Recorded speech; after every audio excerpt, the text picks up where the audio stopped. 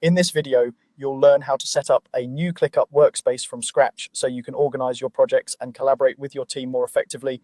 We'll go through the process slowly and clearly, so even if you're brand new to ClickUp, you'll be able to follow along without any trouble.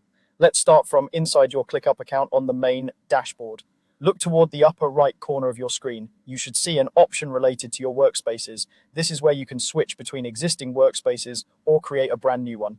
Go ahead and click on that workspace area in the upper right. When you open that menu, you'll see an option to create a workspace. Choose that option. This tells ClickUp that you're starting a fresh environment where you can keep tasks, projects, and teams separated from anything else you're working on. Creating a separate workspace is especially helpful if you're managing different businesses, departments, or client accounts and want to keep everything clearly divided. After you click to create a workspace, ClickUp will prompt you to give it a name.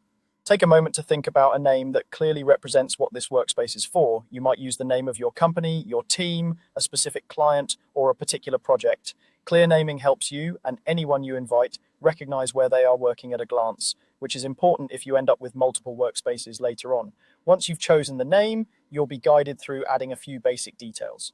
This may include things like the type of work you do, your industry, or your role. Fill in these details as accurately as you can.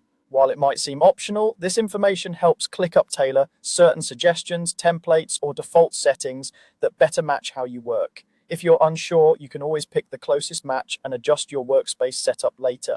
As you complete the details section, pay attention to any options that relate to how you plan to use the workspace. For example, if you know you'll be managing a lot of projects with multiple phases, you might want to keep that in mind as you answer. If you're just getting started and don't have everything figured out yet, that's completely fine. The main goal here is simply to create a functional space where your tasks and projects can live.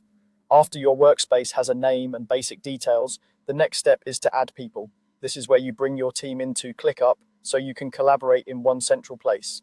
You'll typically have the option to invite people using their email addresses, add anyone who needs to see tasks, update progress, comment on work, or stay informed about what's happening in your projects. When you add people, think about who actually needs access at this stage. You can always invite more users later as your team grows or your needs change. Adding only the necessary people at first can help keep things simple while you're setting everything up. Once your invitations are sent, your teammates will receive an email asking them to join the workspace you just created. At this point, you've done the essentials. You've opened the workspace menu in the upper right, created a workspace, given it a clear name, filled in the key details, and added the people who need access.